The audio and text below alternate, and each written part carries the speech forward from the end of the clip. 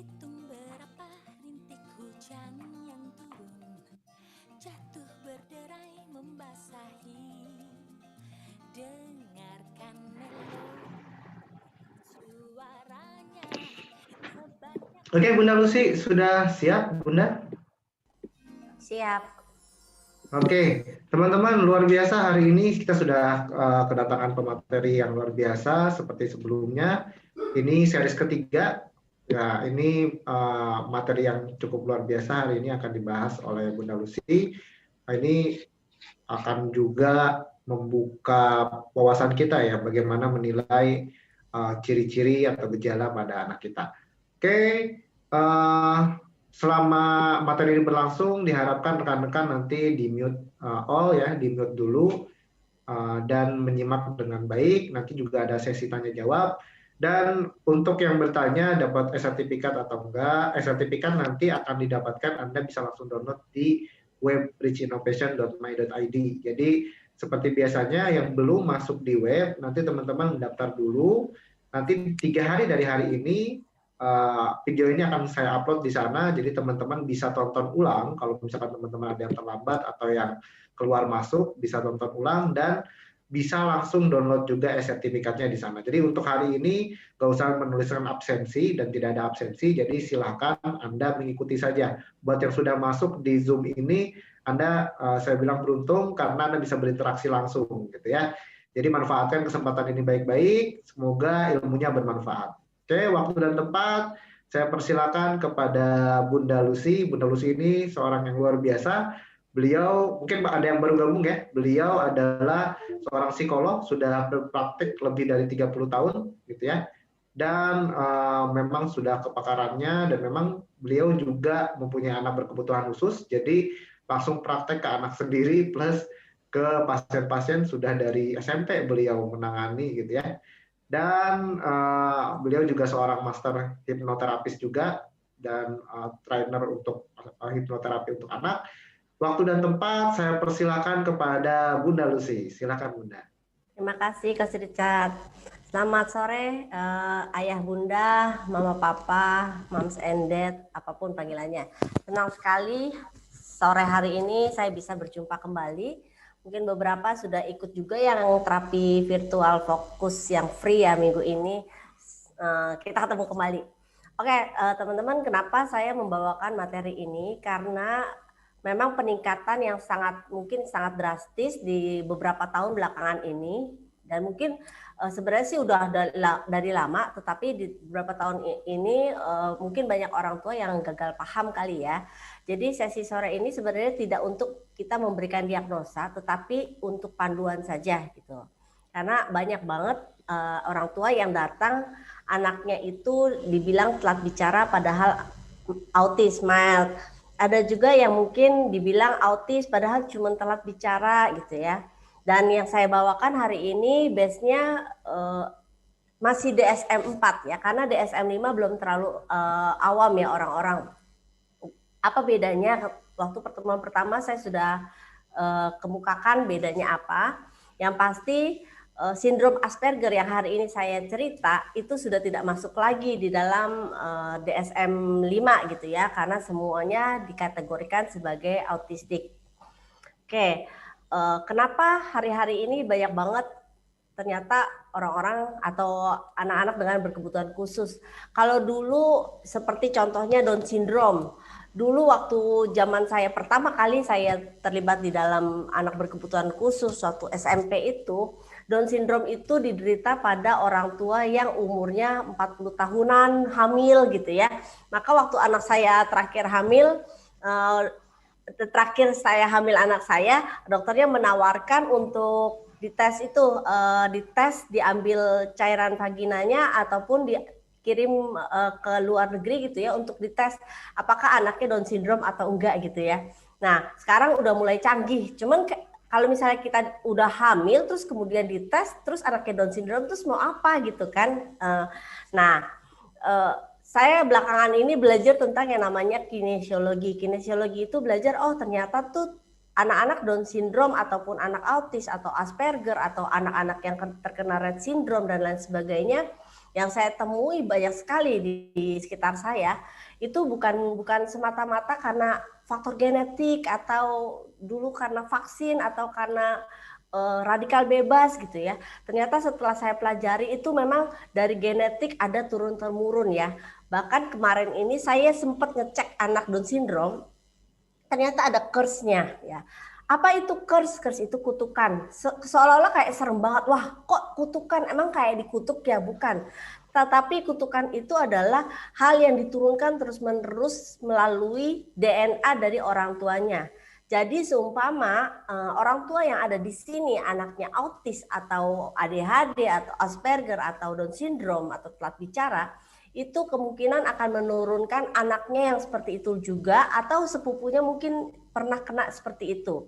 Nah, sehingga kita perlu tahu sebenarnya kenapa sih anak ini terjadi anak seperti ini, dan buat mama-mama yang mungkin nanti akan merencanakan kehamilan lagi dan sekarang mungkin takut kali ya.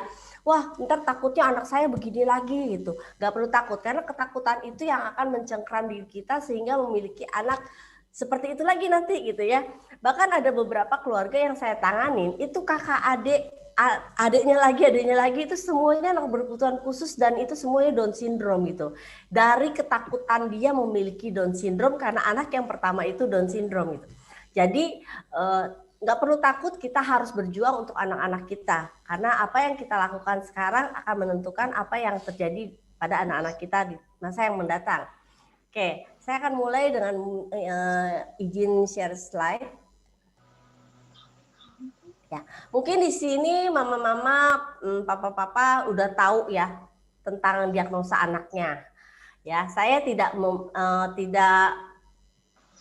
dalam arti waktu saya membagikan ini tidak berarti kita semua punya kapasitas atau kompetensi untuk mendiagnosa, tidak ya. Saya diagnosa, kadang-kadang orang nanya diagnosa itu sama siapa gitu, bahkan dokter pun tidak punya kompetensi untuk itu. Jadi diagnosa itu ke psikolog ya. Jadi beberapa kali nanya diagnosa itu hak siapa, diagnosa itu harus ke psikolog anak gitu ya, kalau yang anak berkebutuhan khusus gitu ya. Oke. Nah, apa sih sebenarnya yang dinamakan anak berkebutuhan khusus ya? Kita mau lihat anak kita normal atau abnormal. Anak tetangga kita lah gitu kan. Anak kita udah ada spektrum autis ya. Saya pengen bantu nih tetangga saya. Apa sih yang dimaksud normal? Apa yang dimaksud abnormal? Yang pasti orang-orang yang abnormal itu adalah orang-orang yang memiliki penyimpangan dari norma-norma statistik ya, penyimpangan dari norma-norma sosial. Artinya ketika 2 tahun anak itu sudah harusnya bicara, keluar mama papa, susu, udah mulai jelas lafalnya, dia nggak jelas gitu ya. Kadang-kadang dia dibawa ke dokter, lalu dokter bilang nanti aja Bu, tunggu 3 tahun. Begitu 3 tahun nggak bicara, ibunya bilang iya sih dulu papanya juga telat bicara seperti ini gitu ya. Oke, jadi pembenaran itu yang kita sebut dengan biomimicking atau pemodelan DNA dari masa lalu itu tidak masuk akal menurut saya. Kenapa? Karena di teknik kinesiologi begitu kita percaya itu yang akan terjadi. Contohnya, ada banyak orang bilang, oh ya keluarga saya tuh keturunannya memang udah kena kanker gitu kan, makanya ini adik saya, sepupu saya semuanya kena kanker gitu. Atau diabetes atau penyakit keturunan kayak alergi gitu ya. Nah, semua itu adalah bullshit ya. Jadi kalau kita mempercayai itu sebagai kebenaran, walaupun ilmu kedokteran seperti itu, nah itu akan terjadi dalam keluarga kita ya. Tetapi secara energetically itu sebenarnya bullshit gitu ya. Jadi teman-teman kalau kita misalnya, oh ya keluarga saya memang begini, tapi tidak terjadi pada saya, tidak terjadi pada keluarga saya gitu ya. Itu keluarga saya di masa lalu saya gitu. Jadi hal-hal seperti itu harus kita bentengi supaya apa? Nggak turun lagi ke generasi berikutnya.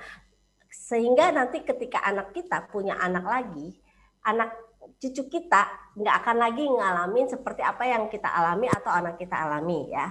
Penyimpangan ini biasa terjadi di masyarakat kita.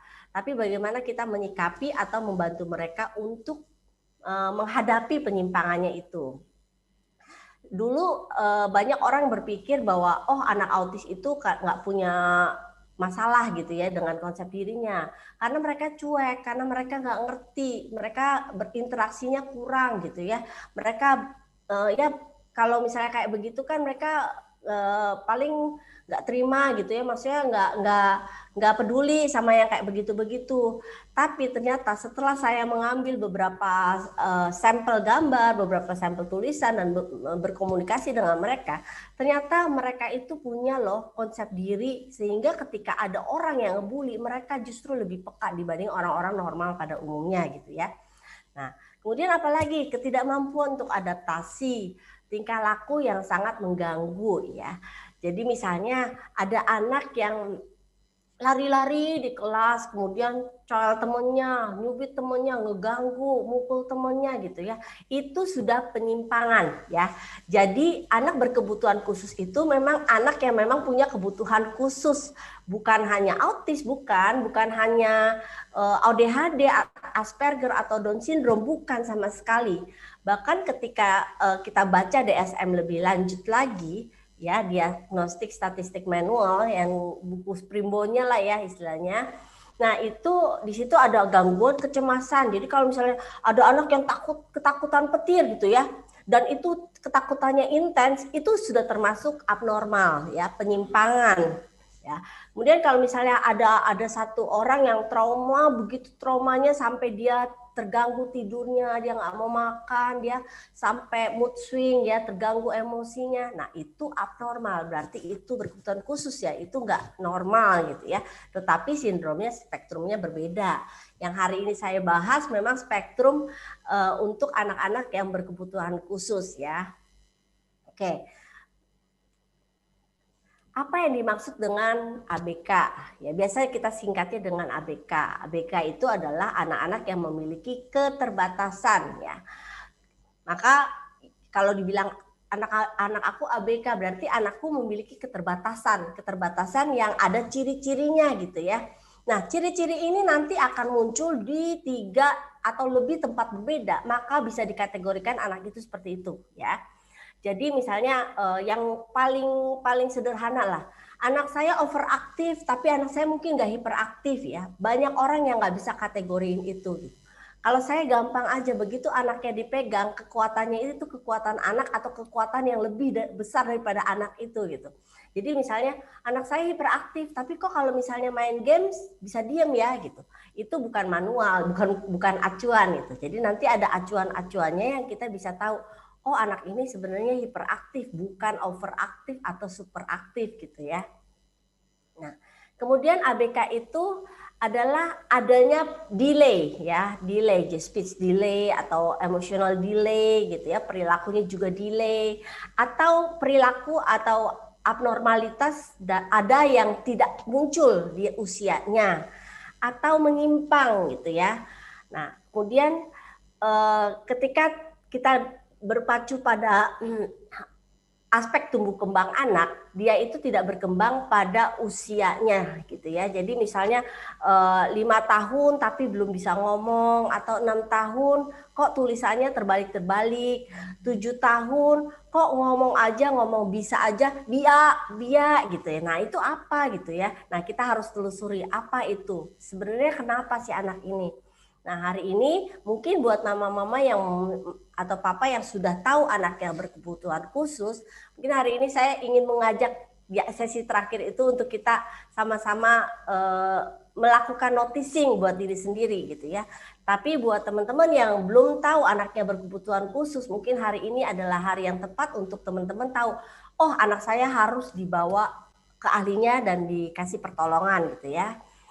Jangan lakukan pertolongan pada saat yang salah gitu ya, artinya terlambat gitu. Nah, oke. Anak-anak yang menyimpang dari rata-rata anak normal dalam hal ciri-ciri mental ya, kemampuan sensori, fisik, saraf, sistem saraf, perilaku sosial, emosi, kemampuan komunikasi, atau mungkin kombinasi dari 2 atau lebih dari hal-hal itu ya. Ia memerlukan modifikasi baik dalam tugas sekolah, metode belajar, atau pelayanan-pelayanan terkait lainnya ya, yang ditujukan untuk pengembangan potensi atau kapasitasnya secara maksimal menurut psikologi Pendidikan Anak luar biasa dari Frida Mangunsong. Jadi kayak teman-teman, jika menemukan anak-anak yang tidak normal pada usianya, kemudian anak yang masih ngompol di usia 8 tahun, itu kan abnormal ya, penyimpangan. Nah itu sebenarnya sudah ada warning. Atau anak yang misalnya nggak bisa menangkap suara terlalu kencang gitu ya, selalu tutup kuping walaupun suaranya pelan gitu. Itu juga penyimpangan. Saya ada cerita, anak saya yang ketiga sih sebenarnya, yang kedua meninggal. Yang ketiga itu kan Asperger ya. Jadi waktu awal sekolah, dia sering begini. Saya ingat banget, setiap kali saya ngomong dia bilang, apa? Hah? Terus misalnya ngomong lagi, Cel, gini. Hah? Apa? Gitu ya. Terus setiap kali kata-kata saya selalu diulangi gitu. Dan itu terjadi di sekolah ternyata. Saya bawa ke THT. Pada saat saya bawa ke THT baru ketahuan ternyata anak berkebutuhan khusus itu ada hubungannya sama auditori pasti ya. Nah di auditorinya itu dicek, ketika dicek dikasih lihat gitu ya. Kalau orang normal itu seperti ini, jadi dimasukin alat ke kuping saya. Terus dia bereaksi tuh kayak deng gitu ya, kayak ada tendangan pada saat ditarik gitu, kayak ada tendangan gitu. Nah tapi pada anak saya enggak, datar, flat gitu ya. Nah, sehingga beberapa saat dia harus dipasang alat ya, sampai nggak boleh kena air, nggak boleh berenang dan sebagainya gitu. Ternyata itu ngefek gitu ya, maksudnya ada banyak hal yang mungkin kita tahu bahwa sensori itu berpengaruh terhadap pembelajaran seorang anak. Jadi kita harus tahu, oh sensorinya si anak ini bermasalah, harus kita apain. Kemarin banyak pertanyaan di grup ya, sekalian ini mungkin ada yang datang juga kan. Kalau anak gigit-gigit kerah, nah kemarin ada pertanyaan anak-anak gigit-gigit kerah, gigit-gigit jempol, kalau itu berkebutuhan khusus. Kalau normal, saya akan sarankan pakai metode hipnosis, betul ya. Kalau berkebutuhan khusus, saya juga akan sarankan pakai metode hipnosis gitu. Kenapa? Karena kemarin Mama Farida apa siapa ya, kalau nggak salah, dia ikut parent festival, dia terapkan jurus-jurus menghipnosis anak, dan dia sendiri bingung gitu, anaknya autis, dan ketika selesai dihipnosis besoknya itu anaknya mau bantu pamannya atau apa gitu ya, saya lupa, tapi dia bilang wah hebat banget, baru sekali aja udah bisa langsung begitu hasilnya gitu. Makanya teman-teman di hipnoterapi bilang anak berkebutuhan khusus nggak bisa dihipnosis gitu. Kalau saya beda, anak berkebutuhan khusus bisa banget dihipnosis karena gelombang itu benar-benar gampang banget kita masukin gitu. Nah, kembali lagi ke yang kemampuan sensori yang itu ya. Kalau dia ABK, berarti kita harus mikirnya secara ABK, secara dunia mereka. Oh, berarti kalau dia gigit-gigit kuku, berarti ada sesuatu yang dia butuhkan. Di mana? Di area kukunya atau di area mulutnya. Kalau dia gigit-gigit kerah, berarti ada yang dibutuhin nih. Mungkin dia butuh stimulasi lebih di daerah oralnya. Nah, itu yang perlu kita lakukan penanganan gitu. Oke, nah penyebab umumnya secara umum katanya gitu ya, secara penelitian jurnal dan lain sebagainya dirangkum, ternyata penyebab umum munculnya anak-anak berkebutuhan khusus ini katanya karena ibu hamil kekurangan gizi. Ini saya percaya karena saya pernah praktek di daerah dan saya sweeping semua daerah-daerah dan banyak banget anak autis, Down syndrome dan mental retardasi yang bertebaran di kampung-kampung di mana mereka memang hidup sangat sederhana ya, bahkan mungkin makan saja susah gitu. Nah, artinya nutrisi itu sangat penting. Cuma ada saran lagi nih ceritanya. Kalau sekarang ibu hamil disaranin apa? Makan ikan salmon katanya gitu. Ada lagi penelitian lain, hati-hati makan ikan karena laut kita sekarang banyak merkurinya setelah diteliti ya. Nggak kayak zaman dulu. Nah, kemudian keracunan atau polusi waktu waktu mengandung anaknya. Ya, maksudnya apa? Keracunan, entah keracunan makanan, entah polusi dari luar gitu ya, atau mungkin timbal mungkin ya. Jadi ibunya waktu itu kerja juga di tempat kosmetik kayak kain apa bahan-bahan kimia gitu loh, bahan-bahan kimia termasuk obat pel gitu ya, atau misalnya detol kayak gitu-gitu. Nah, ternyata dia terlalu banyak menghirup. Nah, kemudian radiasi, makanya di depan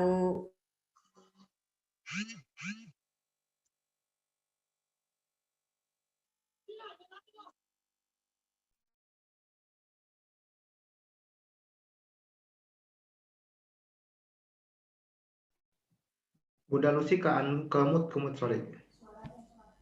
yang mall itu kan suka lewati gitu ya, di depan itu tuh kalau saya hamil itu udah anti banget lewat situ. Saya nggak mau lewat situ, saya lewat pinggirnya gitu ya, karena itu pengaruh juga, itu ada sinar infrared dan itunya terpengaruh gitu ya. Kemudian kerusakan otak pada waktu dia hamil maupun dia lahir gitu ya. Nah, entah kayak kemarin kan ada yang hidrosefalus segala macam gitu ya. Nah, kemudian panas yang terlalu tinggi atau pada saat lahir dia dicek bilirubinnya terlalu tinggi. Nah, kalau di daerah itu bilirubin terlalu tinggi, bilangnya udahlah wis dijemur wae gitu kan, nanti juga turun, kasih susu yang banyak, air susu ibu gitu ya. Tetapi pada kenyataannya itu tidak bisa terlalu efektif untuk menurunkan bilirubin yang terlalu tinggi gitu ya. Bahkan mereka kadang-kadang sudah sampai 35 bilirubinnya dan akhirnya anaknya jadi cerebral palsy. Nah, kemudian ada lagi infeksi pada ibu.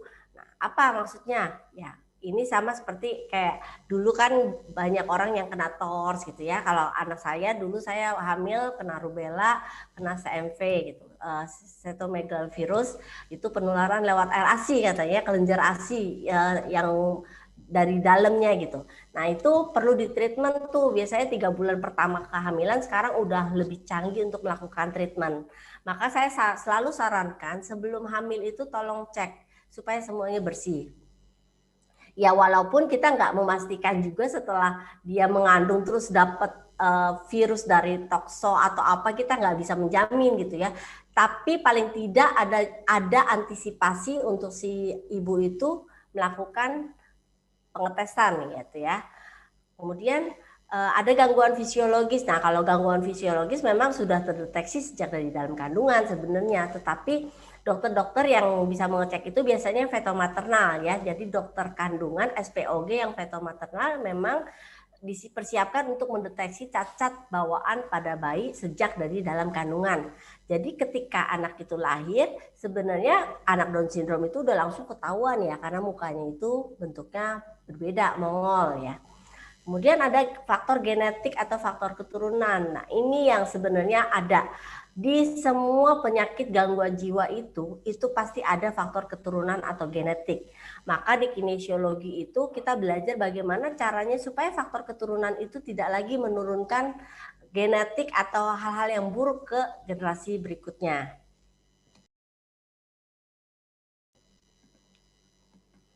Ya, jenis-jenis ABK apa aja? Ada yang namanya keterbelakangan mental. Cuman kayaknya kalau misalnya, Bu, anak ibu keterbelakangan mental kayaknya rada nggak asik gitu ya ngomongnya gitu ya.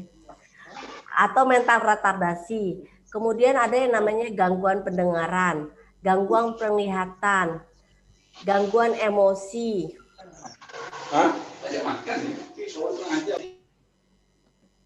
Kerusakan pada tulang ya, cedera tulang, autis, cedera otak, gangguan perilaku. Bahkan ada beberapa yang tadi anaknya nggak apa-apa ya, terus jatuh berulang sehingga cedera di tulang belakang, cedera di batang otaknya sehingga mengakibatkan anaknya jadi terbelakang secara mental atau gangguan fokus gitu ya. Nah, ini secara umum jenis-jenis ABK yang kita ketahui gitu ya. Tetapi yang hari ini saya mau bahas difokus di sebelah kanan aja ya, Down syndrome dan PDD. Nah, dulu tuh ada autis, Asperger, PD-NOS. Nah, PD-NOS dulu ada ya. PD-NOS itu tidak bisa dikategorikan sebagai autis murni atau Asperger murni, tetapi ada spektrum autis, ada spektrum Aspergernya, ada spektrum ADHD-nya. Oke, nih Down syndrome ya. Saya nggak terlalu banyak karena ini rata-rata orang Indonesia sudah tahu lah ya tentang Down syndrome. Cuman pemahaman dia tentang wah anak Down syndrome tuh umurnya nggak lama, itu ya kayak mitos-mitos itu tuh masih melekat di orang-orang kita gitu.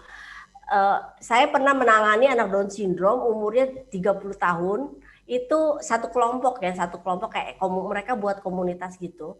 Mereka tuh asik gitu ya ngobrol. Terus ada orang tua yang anaknya Down syndrome dan masih kecil. Terus ditanya, ini nanti normal nggak ya gitu? Secara apa? Kalau secara seksual mereka normal. Anak autis bisa jatuh cinta gitu kan? Anak Down syndrome juga bisa jatuh cinta gitu. Nah, tetapi cara mereka menyampaikan itu mungkin berbeda. Jadi memang kalau di dalam psikologi itu katanya prognosisnya positif kalau orang gila itu menikah sama orang gila, orang autis menikah sama orang autis gitu sih katanya gitu ya. Down syndrome sama Down syndrome. Terus melahirkannya jadi Down syndrome dong. Nah, ini dia yang menarik gitu. Karena beberapa kasus yang saya temui ada seorang sakit jiwa ketemu sama sakit jiwa menikah itu kok ya jadi positif gitu ya, jadi anaknya normal gitu kan di tengah keluarga yang gila. Nah gitu kadang-kadang yang saya juga nggak habis pikir gitu, tetapi itu nanti kita bisa bicarakan gitu ya, topik tersendiri tentang anak orang kebutuhan khusus yang dewasa. Nah, anak-anak Down syndrome ini menariknya, mereka itu punya wajah yang sama semua gitu ya. Bahkan dari hormon mereka itu keluar hormon yang sama. Jadi ketika misalnya masuk SLB gitu ya, biasanya kalau yang peka banget aromanya itu sudah tercium sama gitu ya. Nah, mereka punya disfungsi kemampuan intelektual. Keterampilan sosial juga agak terlambat. Keterampilan motorik apalagi, dan disertai dengan keterampilan komunikasi ya. Jadi kenapa motoriknya lambat? Mungkin ya karena jari-jarinya kan pendek, dia gede-gede pendek gitu ya. Nah, itu ada ciri-ciri fisiknya juga kelihatan banget untuk anak Down syndrome, maka harus distimulasi. Jangan sampai dia terlambat terus ya udah kita biarin. Atau beberapa keluarga, oh anaknya Down syndrome nggak bisa megang pensil, dipegangin gitu kan, dibantu. Sehingga yang terjadi sampai dewasa dia nggak bisa megang pensil karena selalu dibantu. Ya, jadi ini karakteristik umum. Nah, kalau secara IQ, ini ada dari yang Profon tuh berat banget lah ya, severe tapi berat banget, sampai yang ya ada lah ya di atas rata-rata ada gitu. Nah, ada yang mampu didik, ada yang mampu latih. Nah, kalau yang Profon udah pasti dia nggak mampu didik ya. Dia kadang-kadang juga nggak bisa mampu latih juga gitu kan. Jadi ya udah yang penting kita kasih life skill aja, yang penting dia bisa bertahan hidup gitu. Nah, terus kalau yang mild itu masih bisa mampu didik, mampu latih apalagi gitu ya. Moderate masih bisa mampu latih, tapi mampu didik sudah mulai agak susah. Jadi mereka secara kapasitas intelektual itu tidak mumpuni untuk menerima informasi atau pelajaran. Maka saya senang banget sama teknik, thanks banget untuk Paul Denison yang sudah menemukan teknik brain-gym gitu ya, untuk menyempurnakan perkembangan secara kognitif gitu. Walaupun nggak naiknya secara bombastis gitu ya, tetapi ada progresnya untuk mereka lebih nangkep, secara motorik lebih bisa gitu ya, terus secara pergaulan juga lebih bisa bergaul gitu ya. Yang penting adalah distimulasi. Jadi di grup kita itu banyak banget ternyata penyintas Down syndrome ya. Saya cuma kasih semangat aja karena beberapa anak-anak Down syndrome juga udah jadi kok gitu ya. Beberapa asal kita mau terus latih kemampuannya dia, potensinya dia. Ingat, 1000 kelemahan, 1 kekuatan, tapi 1 kekuatan itu bisa mengalahkan 1000 kelemahan anak-anak itu ya. Nah, ini yang paling banyak mungkin kalau orang tua udah zaman dulu ya, kalau bilang anak autis tuh kayaknya langsung drop banget gitu ya, langsung kayak sedih banget gitu, kayaknya wah kayaknya dunia udah mau runtuh gitu ya. Padahal anak autis ini justru punya IQ yang kebanyakan di atas rata-rata ya. Banyak juga anak autis yang high function. Waktu itu saya pernah siaran di Trans TV, kedatangan satu tamu, kebetulan dia autistik juga, remaja, dan si orang ini, si anak ini, dia nanya setiap kali orang lewat ditanya, Om lahirnya tanggal berapa Om? Oh ya hari Kamis.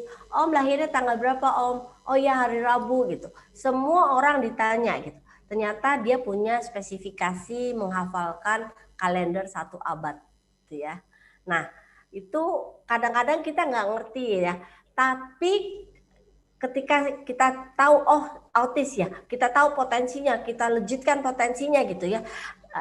Kesembuhannya berapa persen? Apakah dia bisa 100%? Pada umumnya yang saya tangani 85-90% itu hampir normal. Tetapi ada gejalanya ya. Jadi ada satu anak yang jago banget main piano ya. Waktu itu sempat ikut konser, dia main piano dan bagus banget main piano gitu ya. Nah, di tengah-tengah main piano belum selesai, dia udah berdiri, dia garuk-garuk pantat gitu kan. Nah, ternyata emang ada gejala-gejala penyerta yang masih ada sisa gitu ya. Nah, itu mesti diajarin lagi. Nah, anak autis banyak yang udah sukses kok. Ada yang murid saya ada yang sudah kuliah di Australia gitu ya. Cuma pulang masih tetap autis kan ya. Masih tetap autis, diterima kerja di Sahid Hotel. Begitu kerja di sana, sehari udah dipecat. Kenapa? Karena dia cara megang pisaunya itu kayak orang mau bunuh orang gitu ya. Padahal sebenarnya bukan mau bunuh orang, mungkin dia mau motong daging gitu kan. Cuman ngangkatnya terlalu tinggi, terus ada orang yang ngajak bicara, dia begini gitu. Nah itu, kayak kegiatan-kegiatan kayak gitu kan orang lihatnya membahayakan. Nah autistik ini menariknya, kalau misalnya muncul sebelum 3 tahun, itu bisa hampir 100% sembuh gitu ya. Nah, prevalensinya 4:5 dibanding 5 sampai dengan 15-20 per 10.000 kelahiran ya. Nah, data terakhir udah makin kecil, saya kayaknya range-nya udah 1 banding, kalau nggak salah nggak sampai 100 gitu ya. Dan dapat terjadi pada siapa saja. Menariknya ini terjadi lebih banyak di anak laki-laki. Nah, saya juga nggak tahu ya kenapa orang sakit jiwa juga kebanyakan laki-laki. Mungkin Coach Richard juga praktik di rumah sakit jiwa ngerti ya. Banyakan di bangsa laki-laki tuh dibanding perempuan gitu kan. Jadi dulu saya waktu di rumah sakit jiwa juga kerjanya ya di bangsa laki-laki dan emang lebih enak kerja di sama laki-laki gitu kan dibanding anak perempuan gitu. Nah, setelah saya belajar neuroscience, saya baru paham, oh otak limbik laki-laki itu ternyata lebih kecil ukurannya dibanding limbiknya perempuan ya.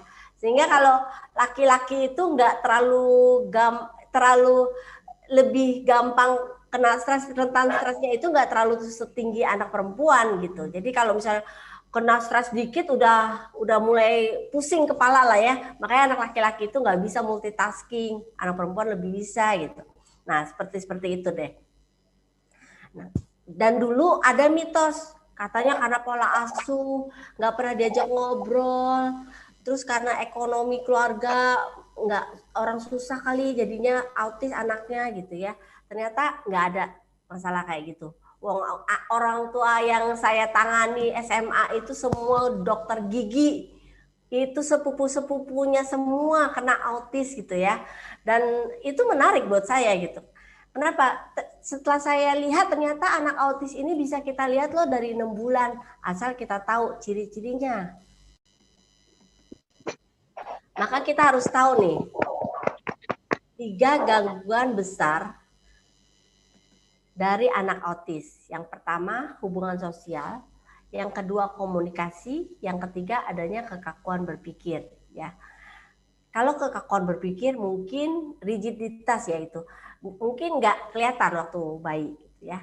Tetapi waktu hubungan sosial, kontak mata, cara dia berespon itu kelihatan ketika dia 6 bulan direspon nggak berespon, kemudian kontak mata dipanggil nggak mau nengok gitu ya, dia nggak paham suara, sensori ataupun kontak mata atau tentang komunikasi nonverbal itu sebenarnya dari bayi itu sudah kelihatan, tetapi karena orang tua nggak ngerti akhirnya ya udah terus berjalan akhirnya terlambat gitu ya.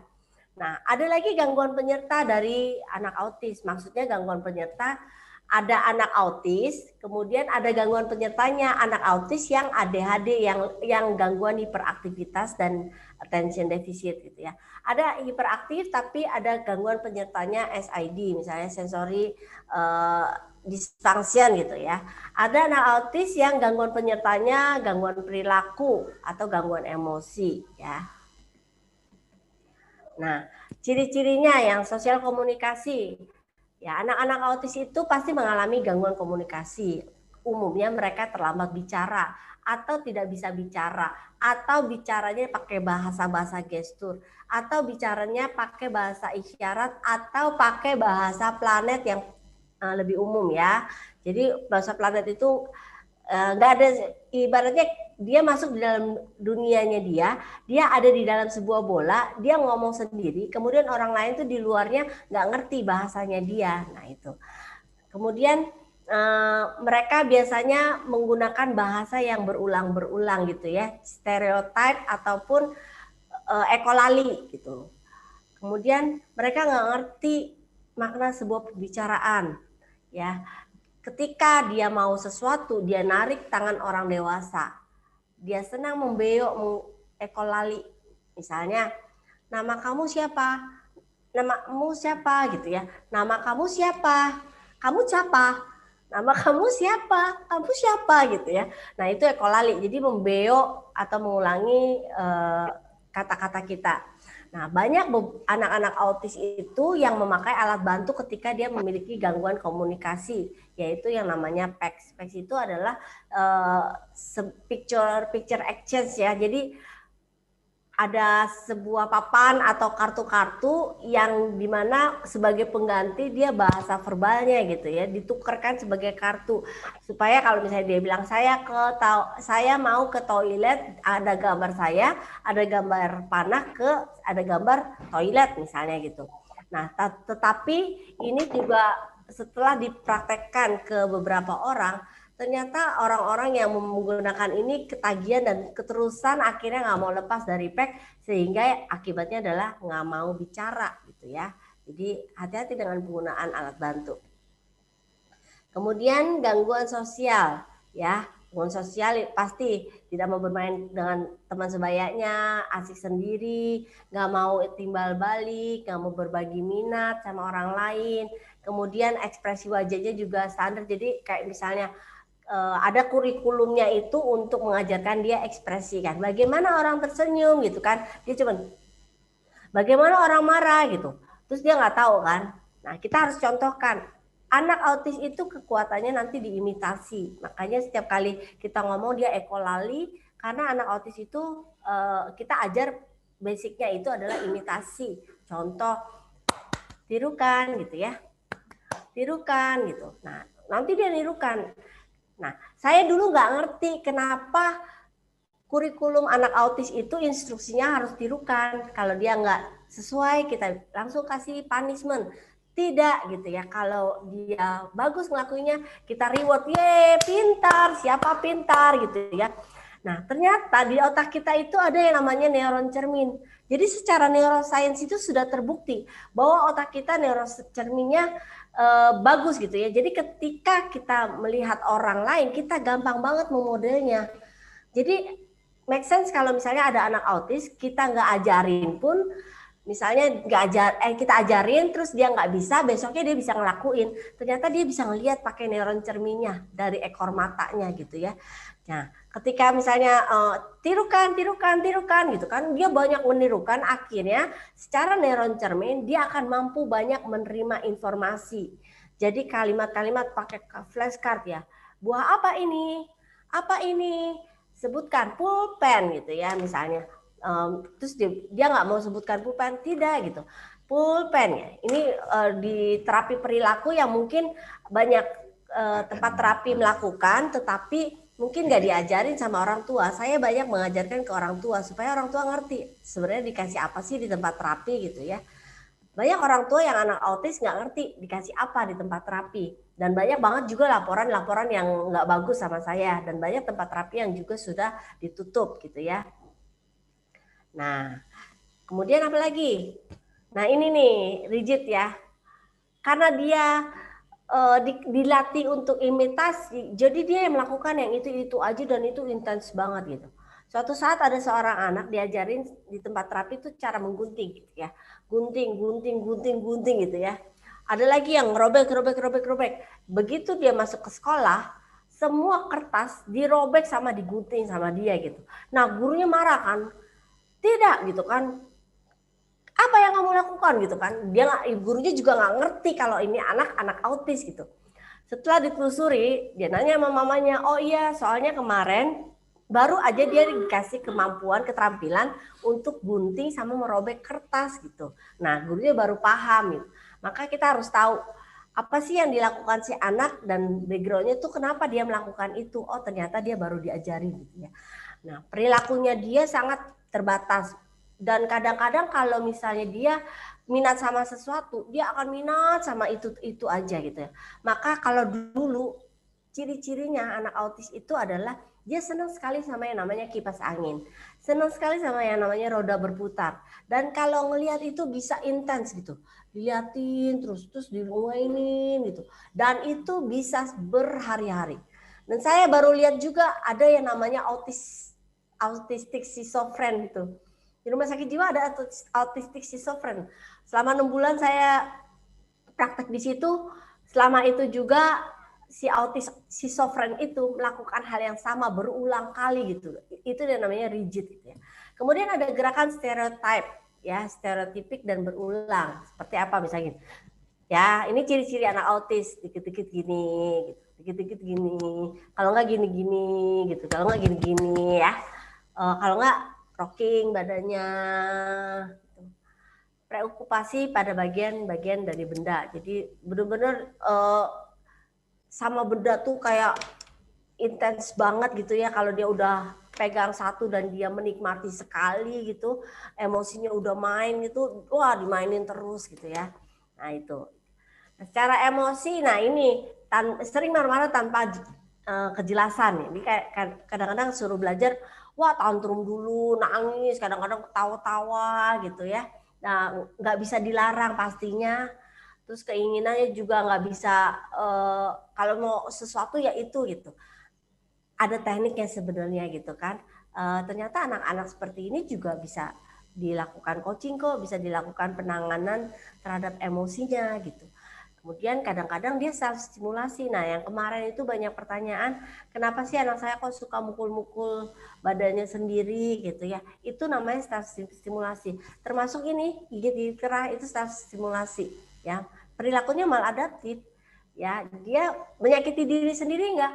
Ya pasti karena giginya sakit kan gitu. Nah, itu dan mereka kebanyakan tidak punya empati ya. Jadi kalau anak autis yang saya sudah latih itu sudah sampai pada tahap emosi dan emosi mereka sudah sampai dilatih untuk berempati sama orang. Jadi dia nanya gitu ya. Nah, yang paling penting sebenarnya adalah kecintaan kita untuk menghandle anak-anak ini. Mau Down syndrome, mau autis itu nggak masalah. Yang penting kita suka gitu ya. Nah ini yang paling banyak gangguan sensori. Ya, sensitif terhadap sentuhan. Kadang pengennya dipeluk terus, kadang nggak mau dipeluk, ya nggak mau. Jadi mau dideketin aja udah susah. Atau mereka punya masalah di taktilnya, ya geli sama lem atau jijian, atau misalnya karena dia perlu stimulasi di taktilnya, dia pukul-pukul meja, atau beberapa yang saya tangani malah keruak-keruak sampai ini luka, dicakar-cakar gitu ya. Ada beberapa yang malah dia nggak bisa ngerasain panas sama dingin. Jadi api dipegang gitu ya. Nah itu kegiatan-kegiatan itu kan sebenarnya emang harus dilakukan penanganan gitu. Ada satu anak Down syndrome, kalau dengar suara bakso di ujung gang itu kedengeran. Tapi kalau dengar suara orang manggil, papa mamanya manggil di dekatnya dia nggak kedengeran. Kemudian senang mencium-cium, jilat mainan. Malah saya pernah anak-anak autis 15 tahun tuh jilat-jilat sendal, jilat-jilat meja, semua dijilat-jilatin gitu kan. Nah dia butuh sensori, dia butuh stimulasi di indera lidahnya gitu ya. Kemudian kadang ya itu tadi tidak sensitif terhadap rasa takut naik jembatan atau naik plafon tinggi gitu ya. Nah saya pernah kedatangan anak autis tapi ini hiperaktif banget. Jadi dari pagar rumah saya dia loncat ke atas mobil saya, dia loncat gitu kan. Terus dia jatuh gubrak, nggak sakit gitu kan. Nah itu gangguan sensori, itu yang perlu kita pelajari, kita ketahui. Karena sedikit apapun kalau dia punya masalah di sensori itu harus diatasi. Kalau anak-anak normal biasanya umumnya taktilnya ya. Kalau pakai baju nggak suka ada mereknya. Nah itu juga gangguan di sensorinya. Nah ini salah satu penggiat autis karena dia seorang autistik ya. Dan dia salah satu yang menyarankan katanya anak autis nggak usah nikah aja gitu ya. Nah tapi dia bekerja dengan full feel gitu ya untuk mengobati atau untuk membantu anak-anak autis karena dia merasa oh saya memang ada di dalam dunia saya merubah diri saya untuk fit in dalam dunia saya gitu ya. Saya bertemu dengan banyak orang menurut dia dan saya tahu bahwa mereka nggak paham sama saya. Tapi dia belajar banget untuk dia paham sama orang lain dan dia mengajarkan itu ke orang banyak. Nah ini Asperger syndrome. Nah Asperger syndrome ini juga sebenarnya umum tapi orang mungkin agak kurang notice ya kalau Asperger ini. Beda sama autis itu kelihatan gitu. Oh ini anaknya kayaknya autis nih gitu. Tapi kalau anak Asperger itu agak susah. Yang paling mungkin kalau misalnya Anda mau belajar anak Asperger itu lihat dari film-film banyak yang anak-anaknya Asperger gitu ya. Seperti apa ya namanya Forrest Gump. Nah Forrest Gump itu anak Asperger. Ya. Perilaku mereka tidak sesuai dengan harapan sosial. Secara IQ mereka nggak bermasalah. Bahkan ketika mereka nggak belajar pun mereka bisa dapat nilai bagus. Kemudian perilakunya diulang-ulang. Tidak mampu bermain dengan imajinasi. Nah, yang paling kelihatan itu adalah kemampuan bahasa baku atau formal. Jadi nggak bisa dipelitat-pelitut gitu ya. Kalau misalnya kita buat jadwal schedule ini untuk anak autis ataupun Asperger, ya rigid gitu ya. Nggak bisa, wah bisa ngamuk dia gitu kan. Nggak bisa, jadwalnya harus baku. Nah, kadang-kadang ada juga yang memang mereka IQ-nya itu normal atau mendekati normal. Tetapi banyak juga yang di atas normal ya. Nah, kemudian anak Asperger itu terganggu di dalam interaksi sosial, betul. Kenapa? Karena mereka tidak bisa bicara dengan bahasa sosial seperti anak-anak lainnya. Jadi mereka susah banget berinteraksi karena dia nggak ngerti orang lain ngomong apa. Orang lain tuh nggak ngerti dia ngomong apa karena bahasanya baku banget gitu. Kemudian secara emosi ya kadang mood swingnya pasti ada lah ya. Kemudian memiliki pola pikir yang berbeda. Kontak mata juga kurang. Jadi kalau misalnya kontak mata ada, tetapi nggak kalau anak autis tuh biasanya langsung lost gitu ya. Kalau dia masih ada lah ya 1 detik 2 detik gitu. Kemudian komunikasinya tidak tepat. Jadi kadang-kadang juga kalau misalnya kita lagi bikin humor sama dia nggak ngerti terus dia diem aja. Terus kadang-kadang dia bikin humor sendiri dan dia ketawa sendiri yang nggak lucu. Terus kita bingung gitu apa yang lucu gitu. Nah kayak gitu ya. Jadi anak Asperger banyak banget di sekitar kita. Tetapi kita kadang-kadang nggak paham kalau itu anak Asperger. Bahkan ada orang dewasa yang saya temui, oh ini Asperger banget, tapi orang nggak ngerti gitu ya itu Asperger. Nah ini Rett syndrome. Rett syndrome itu penderitanya kebanyakan anak wanita, anak perempuan, ya. Biasa disebut dengan kerdil. Jadi dia memang nggak berkembang di sistem sarafnya ya. Ini banyak ditemui lah. Kita tahu ya orang-orang sekitar kita yang menderita ini secara kognitif pasti mereka terganggu ya. Nah, ini yang paling banyak dan mungkin paling meresahkan karena di kelas biasanya anak-anak dengan gangguan ADHD pasti memiliki kesulitan dalam belajar ya. Kalau ada saudaranya ADHD biasanya ada saudaranya lagi yang ADHD kemungkinannya. Kalau saudara kembar, dia kembarannya biasanya ADHD. Saya pernah nanganin anak kembar yang satu ADHD, yang satu retardasi gitu ya. Walaupun nggak ADHD tetapi juga ada kemiripan gitu ya. Nah, anak laki-laki lebih banyak lagi ternyata di ADHD ini. Oke.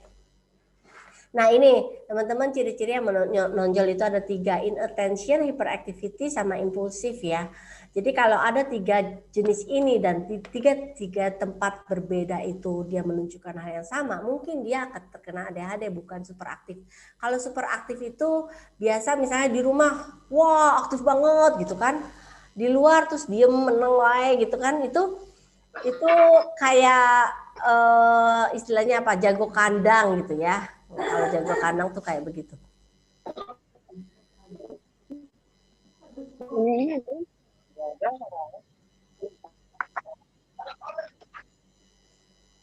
Nah, terus kemudian inattention, dia nggak bisa memusatkan perhatian pada guru atau pada hal tertentu, gampang ke distract gitu ya, gampang kalau misalnya dia main games terus dia atensi nggak, dia bisa atensi ya, apalagi kalau misalnya dia lagi belajar terus diajakin main games, udah dia tinggalin belajarnya, dia main games terus dia lupa belajar gitu.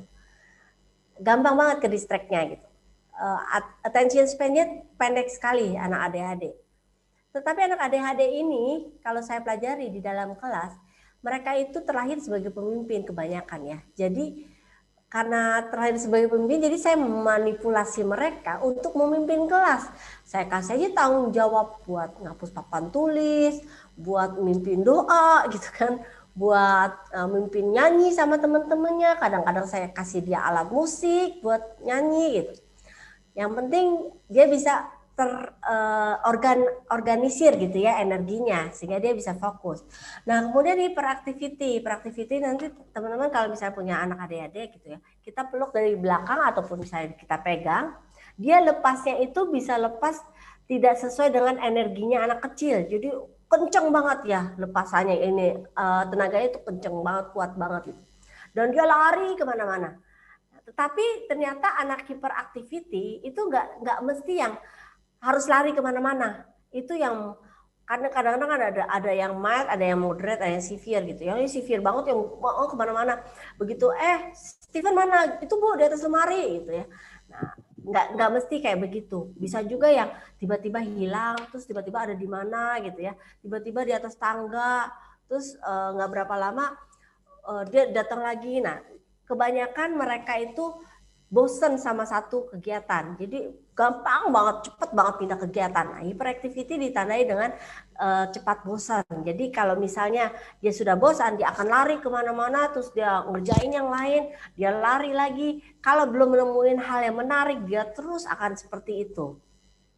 Makanya saya selalu saranin untuk orang tua yang punya anak ADHD itu bikin 100 macam kegiatan gitu kan. Jadi kita harus baca polanya, kapan dia bosan, berapa menit waktunya. Jadi benar-benar dipolain. Begitu dia udah mau bosan, dia biasanya ngamuk tuh. Nah kalau udah ngamuk, dia banting-banting barang misalnya, terus dia lari kemana-mana gitu. Dia udah nggak pakai pikir panjang, itu namanya impulsif. Semua yang dia ada di dalam otak dia dikeluarin semua tanpa dipikirkan. Karena anak ADHD itu neokorteksnya kurang berkembang gitu ya.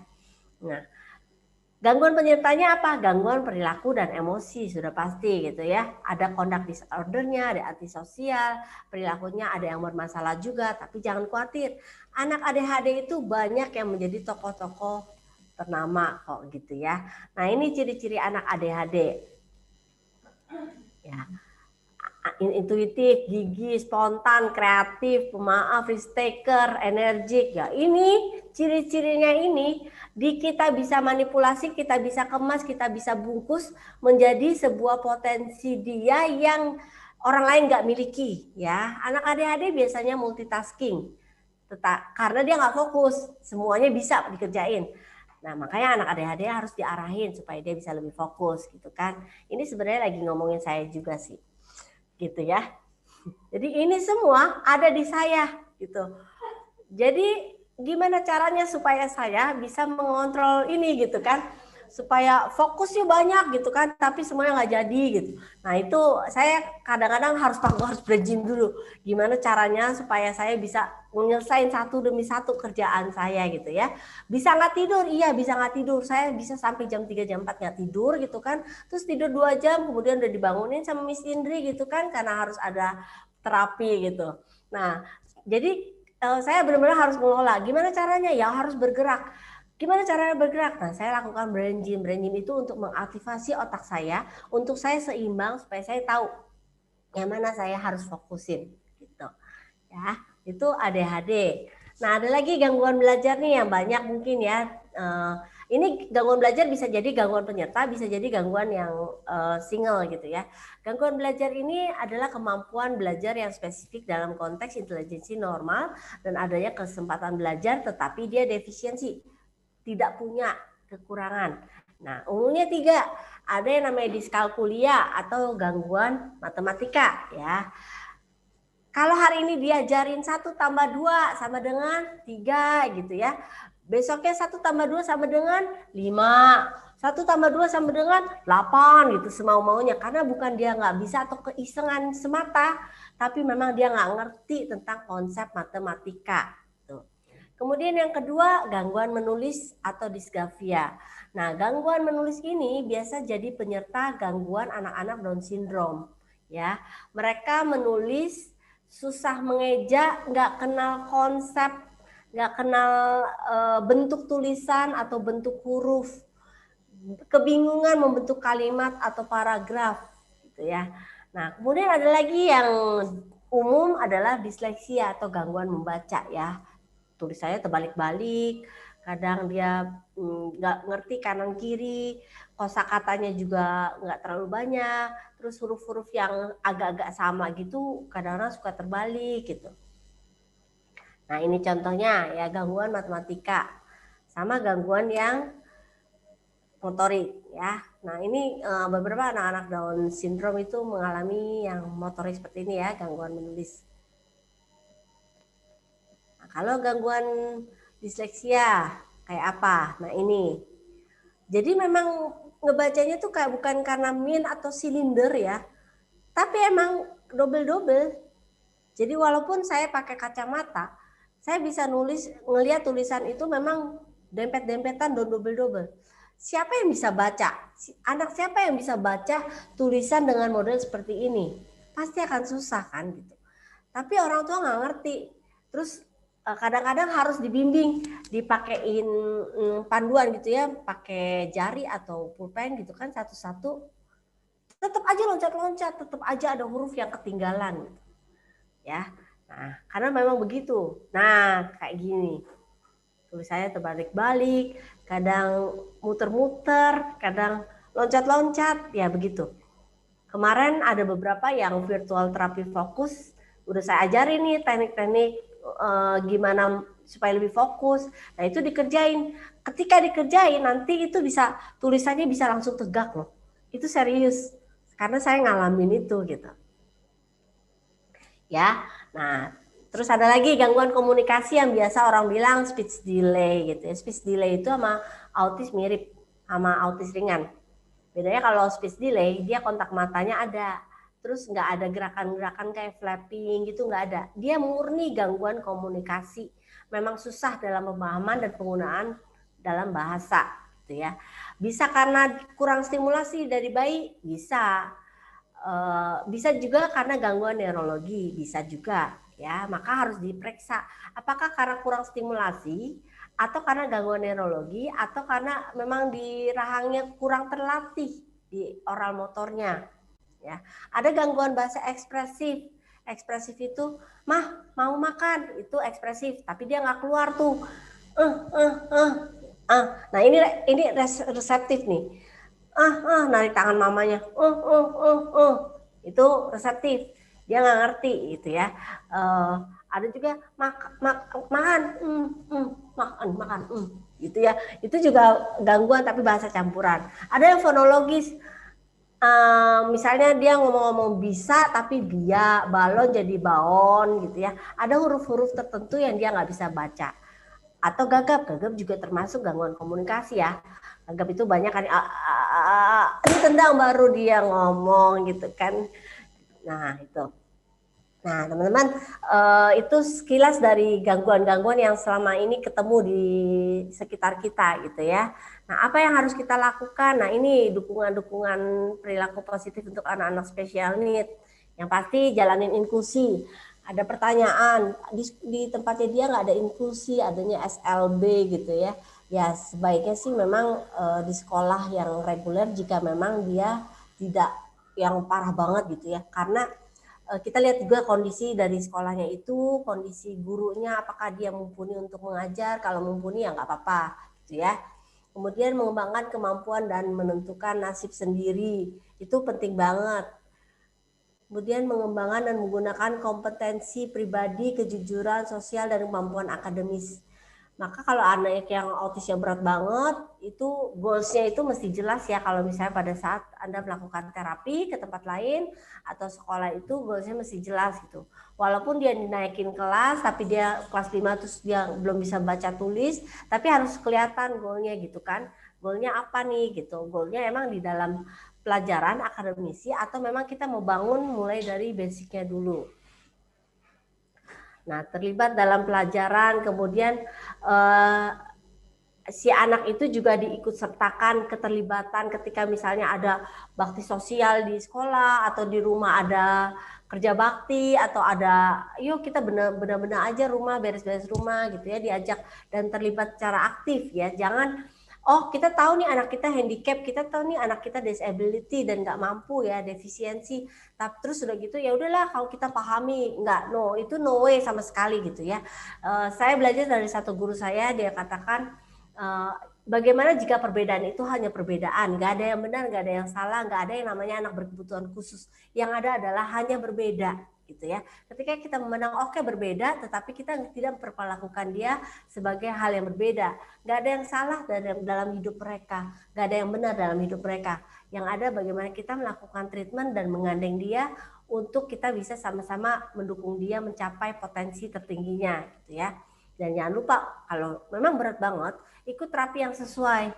Kalau nggak ada tempat terapi di daerahnya, sekolah juga minim, apalagi SLB gitu kan, nggak ada sama sekali. Ya mungkin bisa cari alternatif, misalnya orang tuanya belajar tentang teknik terapi terus terapin di rumah. Jangan dibiarkan. Kalau dibiarkan anak itu nggak akan jadi apa-apa. Istilahnya kalau kita itu kan sebagai orang tua yang penting kalau misalnya saya nanti nggak ada, anak saya itu bisa mandiri, betul kan? Itu yang sebenarnya harapan dari orang tua. Nah, bagaimana kita bisa menjadikan dia mandiri kalau kita nggak memberikan dia bekal atau kita nggak tahu gimana caranya gitu. Maka si orang tua harus belajar keterampilan-keterampilan ya untuk kita bisa meningkatkan life skill, bina diri dan potensinya secara maksimal. Nah, isu lain nih yang relevan, nanti teman-teman bisa baca anak yang di bawah 7 tahun tuh apa aja sih yang harus dilakukan gitu kan. Ini sesuai dengan penelitian ya, pendidikan khusus, dan kita ngarahin orang tua ABK untuk memperhatikan hal-hal sebagai berikut gitu ya. Belum lagi ABK yang wanita pada saat dia mau mens. Gimana sih ngajarin pemakaian pembalut? Persiapkan nggak sih anak kita sebelum dia remaja dan dia dapat menstruasi, tentang emosinya itu kalau dia nggak dipersiapkan itu begitu dia PMS itu wah emosinya luar biasa loh, bisa semuanya berantakan ya, ngamuk atau bisa cakar-cakarin orang gitu ya. Nah itu mesti kita persiapkan. Tuh. Nah teman-teman, model sosialnya itu adalah kita harus lihat ya bahwa labeling oke, stigma oke, tetapi kita belajar untuk tidak melabel apapun juga, karena ketika kita melabel diri kita sebagai ADHD atau autis, maka label itu akan melekat. Namanya juga label ya, itu kayak cap gitu ya, kayak merek di baju terus dijahit terus nggak bisa kita lepas gitu. Ketika stigma itu terus ada, itu otaknya langsung muter baca gitu ya. Jadi maka saya dari tadi saya kasih tahu, oke saya cuma kasih tahu, saya nggak minta teman-teman untuk memberikan diagnosa atau memberikan labeling, tapi kita harus tahu gitu ya supaya penanganannya nanti bisa tepat. Kemudian itu orang daerah kan kebanyakan tidak memiliki akses ya, harus bagaimana. Kemudian tanggung jawab sosial juga rendah. Kemudian mungkin mereka juga merasa dipisahkan dari masyarakat, apalagi kalau anak autis yang udah remaja. Saya punya anak autis dulu waktu umur 11 tahun. itu mamanya baru tahu anaknya autis. Berat banget autisnya, dan dia single parent. Pada waktu mamanya kerja, saya nanya, ini si Albert itu gimana mam, diasuh siapa? Saya biarin sendiri, saya kunci di kamar gitu. Terus mama kerja kan dari pagi sampai sore. Terus makanya gimana? Saya udah bungkusin makanan, saya kayak misalnya sop atau nasi atau apa gitu dibungkusin pakai plastik, terus saya biarin aja gitu. Jadi anaknya tuh bener-bener kayak dalam tanda petik ya kayak binatang gitu kan.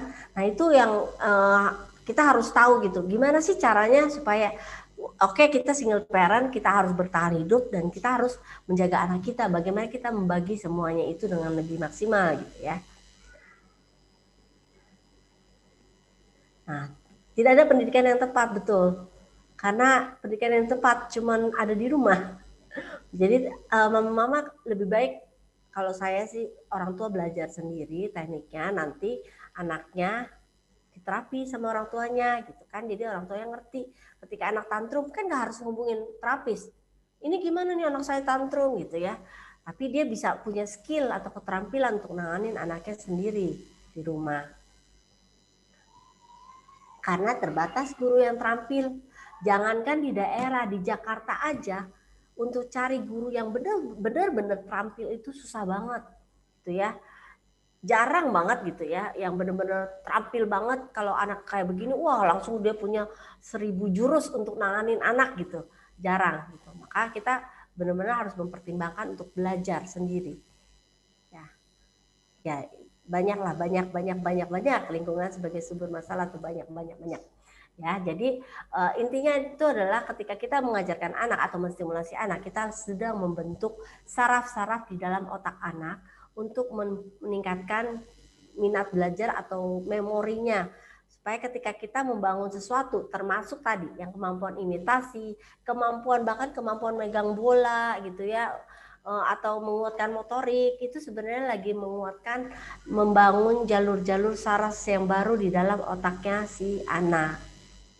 Nah ini kalau yang waktu itu saya kasih yang ini atau enggak saya lupa ya. Tapi neurological learning-nya itu teman-teman harus tahu ya. Paling basic itu adalah neurorefleksis ya. Jadi prenatal dan kondisi nutrisi itu sangat menunjang. Kemudian kita baru naik ke sensori. Nah di sensori ini tuh banyak banget primitif refleks yang kita harus perhatikan gitu ya. Oh, kalau anak yang nggak bisa negakin kepala itu berarti ada refleks di lehernya yang kurang bagus. Ya harus kita stimulasi. Gimana caranya ya? Dilakukan terapi. Adalah terapi namanya rhythmical movement atau terapi yang making connection. Terapi apapun untuk ningkatin. Ya ada permainan-permainannya lah ya. Nanti kita bisa main kapan-kapan gitu. Nah ya, jadi gimana anak bisa komunikasi kalau sensorinya nggak bagus? Gak bisa. Gimana anak mau bisa baca tulis hitung kalau sensori atau neurorefleksnya nggak bagus? Nggak bisa juga ya. Jadi ini patokan. Bisa bicara, anaknya bisa bicara, pasti dia udah ngelewatin semua ini. Apakah iya? Belum tentu ternyata gitu kan. Bisa bicara tapi dia lemah di matematika, mungkin di dalam sini ada yang bolong gitu ya. Nah itu yang perlu kita perhatikan supaya besar harapan kita anak-anak kita bisa secara akademisnya bagus ya, tetapi jangan menutup mata untuk dia belum bagus di sini. Janganlah berharap terlalu tinggi gitu kan di akademisnya. Kita harus koreksi. Karena yang beberapa kali saya lihat ada orang tua anaknya bisa baca tulis hitung, dilesin baca tulis hitung. Padahal dia belum bagus di sensorinya. Mana bisa dia bisa baca tulis hitung sampai kapanpun. Oke, ibaratnya bisa lah. Ada progres kok, ada. Tapi nantinya akan kesulitan. Apa misalnya fokusnya lah, atau emosinya lah, atau perilakunya ada saja yang terganggu. Karena memang ada bolong-bolongnya yang belum terpenuhi. Ya, maka saya juga punya calistung juga ya. Di calistung saya nggak ajarin baca tulis hitung. Menariknya, saya cuma ajarin cara bergerak, sensorinya dikuatin, motornya dikuatin, sensorinya dikuatin, processing skillnya dikuatin, visualnya dikuatin. Maka dia nanti baca tulis hitungnya sendiri bisa gitu ya. Nah itu sebenarnya yang perlu diperhatikan ya. Cuman guru-guru TK kan banyak kan ngejar kurikulum ya, anaknya harus bisa baca tulis itu, yang penting bisa baca tulis itu. Padahal dengan bermain aja mereka bisa meningkatkan skill untuk mereka mumpuni di dalam baca tulis hitung ya. Untuk khususnya untuk guru-guru yang di sini yang mungkin nanganin inklusi atau guru SLB, piramida ini perlu dikuasai gitu ya. Jadi perlu dipahami. Oke, ini yang saya bilang tadi, what if different is different, no right, no wrong, just different. Ya berbeda, tetapi bukan perbedaan itu tidak menjadikan kita sebagai hal yang momok yang kita harus menjauhkan dia, enggak ya. Tetapi kita harus merangkul dia untuk membuat perbedaan itu menjadi sama dengan kita, karena setiap kita itu berbeda. Teman-teman, saya setiap hari Jumat itu ada kuliah series khusus untuk anak-anak special need, orang tua yang punya anak special need ya. Jadi Januari sudah jalan dan ini jadwal yang Februari. Kalau teman-teman mau daftar, bisa daftar lewat Miss Indri. Nanti setiap 5 materi saya kasih gratis 1 sesi terapi online semuanya. Oke. Sekian dari saya. Katanya sih ketika kita ngedil atau berdamai dengan special needs student, kata Winston Churchill, jangan pernah menyerah, never give up ya. Terus berkarya, terus membangun anak bangsa, dan terus cintai anak-anak Anda seperti Anda mencintai diri Anda sendiri. Selamat sore, sekian dari saya kembalikan kepada Coach Richard. Terima kasih. Oke, terima kasih Bunda Lucy. Suara saya terdengar lagi? Oke. Cek. Cek, suara saya terdengar? Ya. Dengar, Pak. Oke, terima kasih Bunda Lucy atas pemaparannya, luar biasa. Ini jadi banyak tahu nih saya tentang ciri-cirinya. Jadi lebih jelas lagi. Mungkin teman-teman juga bisa lebih paham lagi nih. Oke, saya persilakan untuk yang mau bertanya langsung, silakan dibuka mic-nya. Boleh yang sudah mengacungkan tangan ada? Ya. Di sini belum ada ya. Silakan aja langsung buka aja mic-nya. Silakan yang mau langsung tanya jawab. Iya. Sebelum saya bacakan yang di kolom komentar. Silakan. Bunda boleh bertanya? Ya. Dari Solo. Bunda, beberapa anak-anak kecil itu pada usia PAUD, pada saat belajar menulis huruf itu ada yang suka kebalik-balik. Nah, apakah itu ciri khas nantinya akan disleksia, atau ada orang tua yang bilang, oh saya dulu juga kebalik-balik, nah saya juga akhirnya bisa kok sembuh gitu. Ada yang gitu, Bunda. Nah, terus kalau kemudian untuk anak autis itu apakah kalau sudah besar itu juga bisa disebut autis, Bunda? Jadi kan atau kebalik.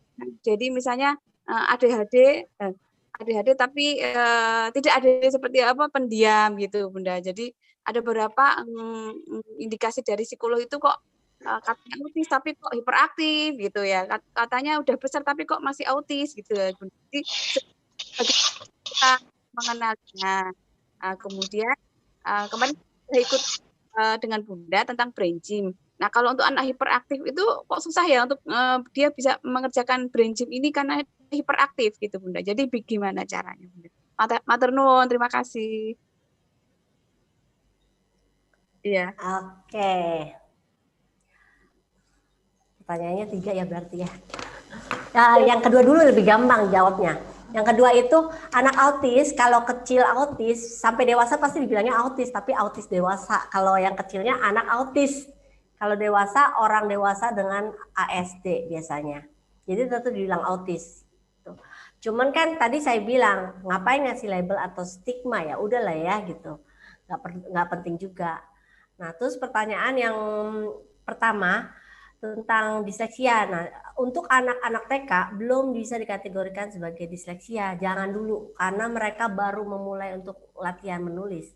Mungkin saja terbalik-terbalik karena dia belum paham.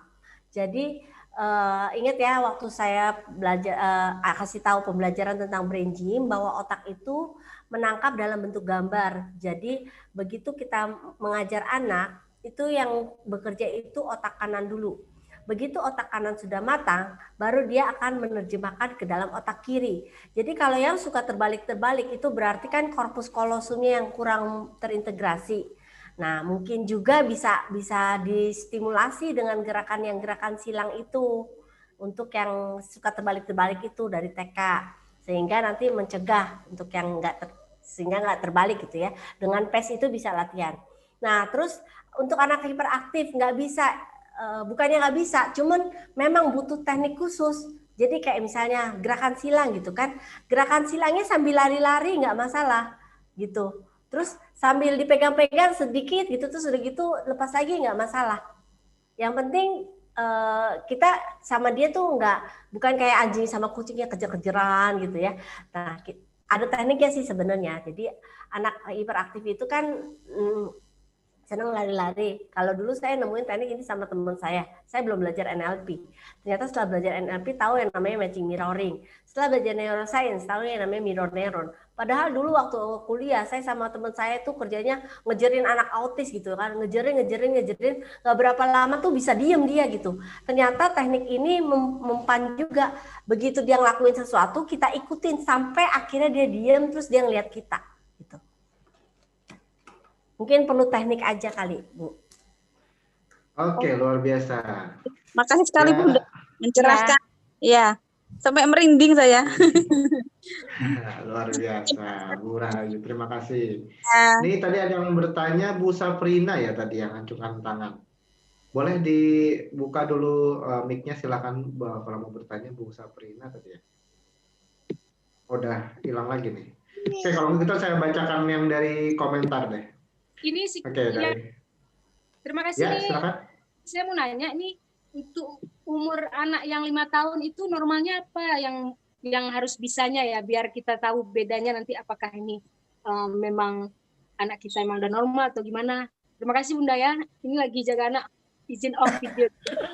Oh iya, itu Bu, kalau kayak begitu cari ini aja tahap perkembangan anak di usia dini gitu di Google banyak kok. Nanti itu jadi acuannya. Biasanya saya pakai Elizabeth Hurlock sih. Oke, gimana Bu Saprina? Jadi bisa dicari di referensi ya. Oke, makasih ya Bunda. Ya. Oke Bun, nih ada pertanyaan nih. Boleh tanya? Apakah Oh ya, boleh deh satu lagi deh. Oke. Nanti habis ini satu lagi ya untuk pertanyaan yang via langsung, silakan Mbak. Oke, perkenalkan nama saya Lilis dari Tanjung Pinang ini. Jadi saya mau tanya, kebetulan hari ini saya kedatangan teman. Jadi dia bertanya, di bulan Agustus ini nanti anaknya usianya 3 tahun. Nah, dari baru lahir sampai 2 tahun dia bisa nyanyi gitu. Jadi setelah 2 tahun ke atas itu tiba-tiba mengalami kemunduran nih sampai sekarang. Tadi dia baru datang tuh. Jadi kalau dipanggil namanya nggak noleh, terus kemudian kalau ditanya itu dia diem tapi dia bermain, explore-nya juga bagus gitu. Jadi mohon kira-kira itu gimana tuh kalau dia minta tolong dengan saya karena dia teman saya gitu, anak teman gitu. Makasih. Mungkin itu masuk autis ya. Jadi autis itu ada 2, autis infantil sama regresi. Kalau infantil itu dari bayi memang udah ada gejalanya. Jadi memang udah kelihatan gejala autis. Nah, kalau autis regresi, dia biasanya sudah bagus. Perkembangannya sudah bagus di usia 2 tahun, itu mengalami penurunan. Jadi tadinya bisa mama papa, tiba-tiba nggak bisa. Tadinya bisa respon, tadinya nggak bisa, jadi nggak bisa respon gitu. Kemungkinan dia mengalami gangguan autis. Kalau speech delay sih umumnya nggak mungkin mengalami kemunduran. Jadi dari awal itu biasanya sih memang sudah ada gejala keterlambatan perkembangan. Kecuali kalau autis itu mungkin masuknya dia autis regresi yang mengalami kemunduran. Coba aja dicari ke psikolog terdekat untuk dapetin diagnosa supaya penanganannya jadi lebih tepat. Kalau misalnya di sini nggak ada psikolog, jadi untuk bantuan awal tuh kira-kira apa ya yang bisa dikasih gitu ya? Kalau orang awam sih agak susah sih, karena itu mesti diterapi. Terapinya pakai terapi perilaku. Kecuali misalnya Bu Lilis belajar teknik terapi gitu ya, nanti Bu Lilis bisa bantu teman-temannya, itu bisa. Tapi kalau misalnya nggak ada yang tadi saya bilang tuh support dari masyarakat yang agak kurang karena di daerah itu minim banget tempat terapi. Gitu. Oke, ya baik. Makasih. Iya. Oke, gitu ya Bu Lilis. Oke, ini saya bacain dulu yang udah dari tadi ini di chat. Apakah setiap anak atau orang mempunyai kecenderungan mengalami ADHD ataupun walaupun tidak serius dan tidak menjadi masalah dalam hidupnya?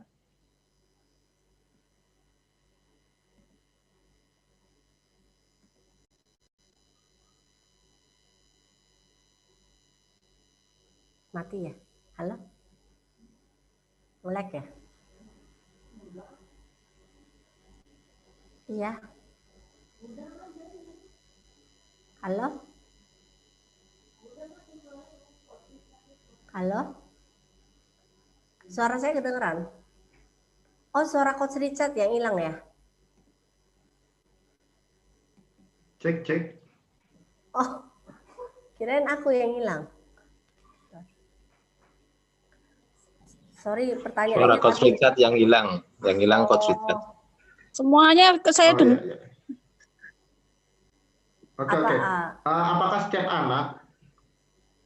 setiap anak yang mempunyai kecenderungan ADHD walaupun tidak serius dan tidak menjadi masalah dalam hidupnya, maksud saya akan muncul dalam bentuk gejala seperti kadang tidak konsentrasi dan kadang tulisannya tidak beraturan namun sehari-hari menunjukkan perilaku yang normal. Gimana tuh Bun maksudnya? Oh, kalau ADHD itu harus 3 perilaku itu ditunjukkan dalam 3 tempat yang berbeda baru bisa dikasih label ADHD.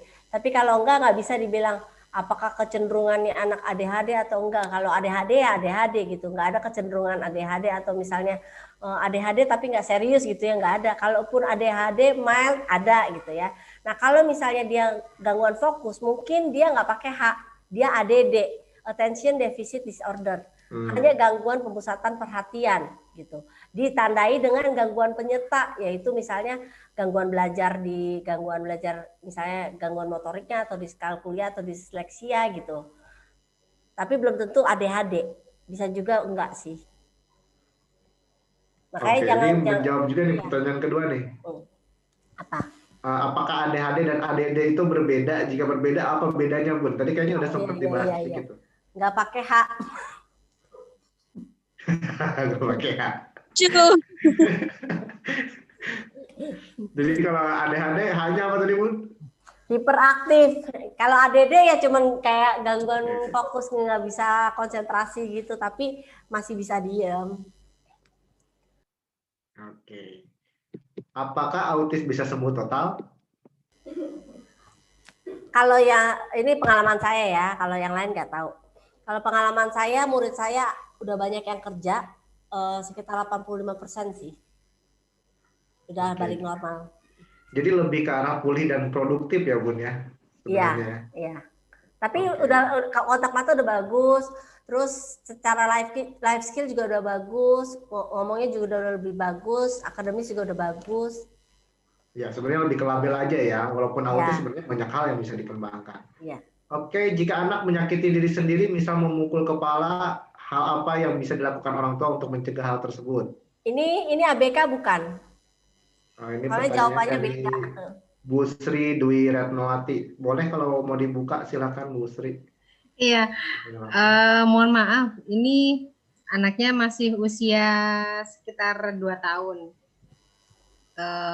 Memang belum pernah ke psikolog sih, cuman melihat dari gejalanya kok sering menyakiti diri sendiri. Nah, kira-kira gimana ya? Apa ini bisa dicegah dan gimana? Karena anak kecil juga nggak ngerti, mau disuruh dibilang kan belum ngerti ya, gitu. Iya. Oke. Kemarin tuh banyak juga ya pertanyaan tentang self stimulasi. Jadi kalau self stimulasi itu kita ibaratnya gini, kalau ABK itu memang dia butuh stimulasi di situ. Ini ibaratnya ABK lah ya, istilahnya ABK.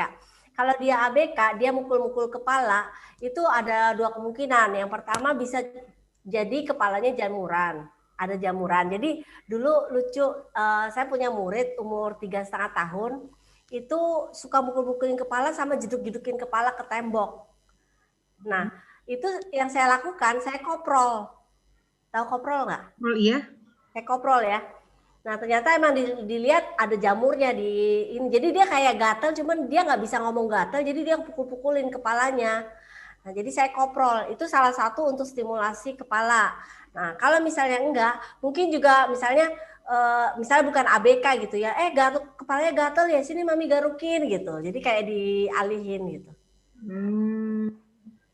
Jangan dilarang. Jadi kayak misalnya anak-anak kayak begitu tuh misalnya gigit jari, jangan gigit malah tambah gitu kan. Jangan gigit kerah malah tambah gitu. Jangan pukul kepala, sakit kan kepalanya malah tambah gitu. Iya. Jadi artinya lebih disarankan ke melakukan aktivitas ini ya, kepala gitu, koprol atau Iya, bisa jadi kayak gitu. Digosok-gosok gitu. Ya. Oh, gitu. Ya. Terima kasih. Ya. Oke, terima kasih Bu Retno juga. Oke, selanjutnya dari Bu Ica. Ini kayaknya ada kelasnya nih kemarin, Bu. Bagaimana cara melatih anak untuk konsentrasi dalam pembelajaran jarak jauh? Berarti dia nggak datang di Parent Festival. Nah, iya, ada Parent Festival kita. Nanti pun ada lagi nih di bulan Februari, itu lebih lengkap lagi. Jadi nanti bisa ikut tuh. Oke. Pertanyaan selanjutnya, bolehkah berbagi mengenai Tourette syndrome? Tourette. Apa treatment yang bisa dilakukan penderita Tourette usia dini 4 tahun?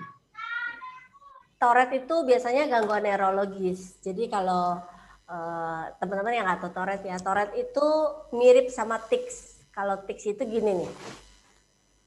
Ini tics namanya ya. Kalau Tourette tuh dia bisa gini gitu ya, gini gitu. Itu kalau nggak diobatin memang bisa sampai dewasa sih.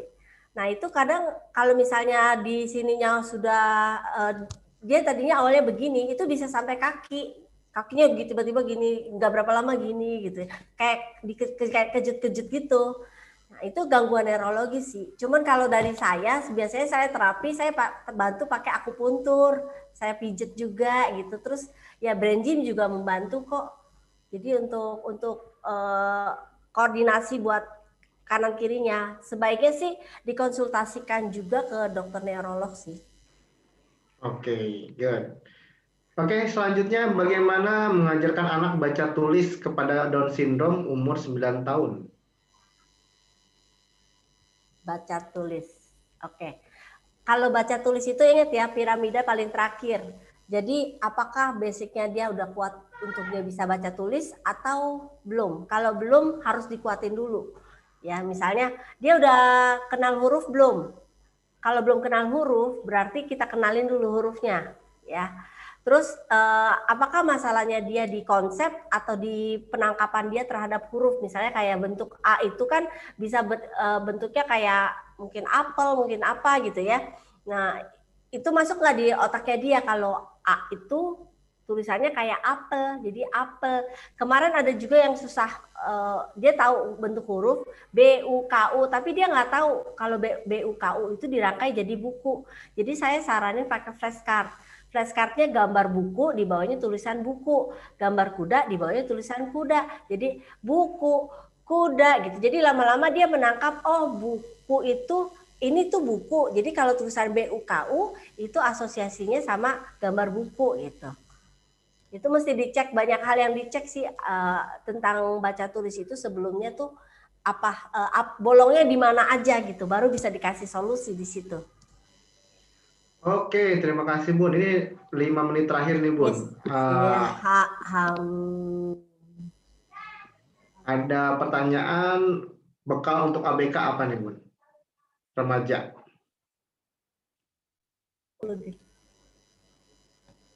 Oke, bekal untuk remaja ABK.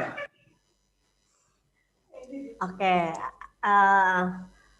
kalau untuk yang laki-laki masih lebih simpel sih dibanding yang perempuan ya. Kalau perempuan kan karena dia harus mengalami fase di mana dia lebih banyak perubahan lah ya, lebih kelihatan. Terus kalau misalnya dia mau PMS segala macam gitu. Jadi mesti didampinginya benar-benar kayak pemakaian pembalut, terus kayak bagaimana dia kontrol emosi. Itu banyak sih kalau misalnya dia ABK tapi didampingin sama terapis. Jadi kerjasama aja sama terapisnya, tolong juga persiapin anak saya untuk life skill supaya dia bisa mandiri pada saat dia remaja gitu. Oke, ini sudah di penghujung acara. Mungkin yang belum terjawab pertanyaannya nanti bisa di grup ya, di grup Parent Special Kids. Jadi teman-teman silakan bergabung, yang belum bergabung silakan nanti chat ke saya boleh.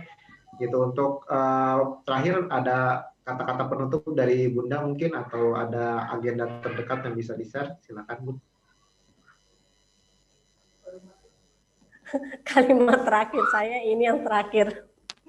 Jangan pernah menyerah, pokoknya lakukan yang terbaik yang bisa kita lakukan. Selebihnya God the rest ya. Jadi kita lakukan bagian kita, Tuhan lakukan bagiannya. Jadi ketika kita tahu anak kita ngalamin apa, ingat ya bahwa saya kan udah ngasih tadi panduan untuk bisa dilihat lagi yang di sini ya. Mau anak baca tulis hitung, kita lihat nih bolongnya di mana, apa yang dia belum bisa. Jangan-jangan dia belum bisa crawling. Crawling ini hal yang sederhana yang bisa kita lakukan, dan banyak orang yang fail di crawling, gagal di fase merangkak, itu berakibat panjang dalam panjang kehidupannya dia gitu. Bagaimana cara dia duduk juga, bagaimana cara dia berjalan, itu mempengaruhi kemampuan motorik halusnya. Walaupun itu kaki yang berjalan, tapi motorik halus di tangan, tetapi semua ototnya itu terkoneksi mulai dari atas sampai bawah. Jadi lakukan terus, mungkin bisa olahraga atau motoriknya dikuatkan. Kemudian jangan lupa terus lakukan stimulasi. Nah teman-teman, ini workshop terdekat, nanti boleh tanya sama Miss Indri, karena kita selama dari bulan Februari ini workshopnya setiap hari Jumat, itu khusus anak-anak special needs ya. Jadi emang khusus kurikulum untuk anak-anak special needs ya. Oke, segitu aja dari saya. Mungkin saya kembalikan kepada Coach Richard. Terima kasih. Assalamualaikum warahmatullahi wabarakatuh. Salam sejahtera, salam kebajikan. Terima kasih. Selamat sore semuanya. Oke, luar biasa. Terima kasih Bunda Lucy, dan terima kasih juga buat yang sudah hadir hari ini. Walaupun hari ini semua bukan hanya dari grup Parent Special Kids, dari beberapa juga dari grup Rich Innovation. Mudah-mudahan pertemuan kali ini membawa manfaat yang luar biasa bagi yang ingin belajar lebih lanjut tentang anak berkebutuhan khusus. Bisa gabung di grup Parent Special Kids. Bagi yang di Rich Innovation bisa nanti hubungi saya untuk bergabung gimana caranya, atau di grup juga sudah ada sih prosedurnya. Nah, untuk teman-teman yang terdekat dengan Bunda Lucy, kerjasama dari Rich Innovation dengan Asia Parent Academy, di bulan Februari kita juga akan ada festival parenting ya. Festival parenting yang tentunya yang teman-teman yang pengen belajar neuroscience gitu ya, neuroscience, hipnosis yang dipadukan dengan parenting, juga yoga, itu kita akan bahas di bulan Februari dengan harga yang sangat murah sekali kalau misalkan teman-teman mau join gitu ya. Dan kalau teman-teman sudah bergabung di Rich Innovation, nanti juga ada penawaran khusus. Oke, selanjutnya untuk teman-teman tadi ada yang bertanya absensi. Untuk absensi nanti teman-teman video dari rekaman ini akan saya upload di web richinnovation.my.id ya. Bagi di grup nanti sudah saya ketik ya, nanti kalau misalkan teman-teman di Rich Innovation maupun di Parent Special Kids nanti bisa masuk ke grup ke web, dan nanti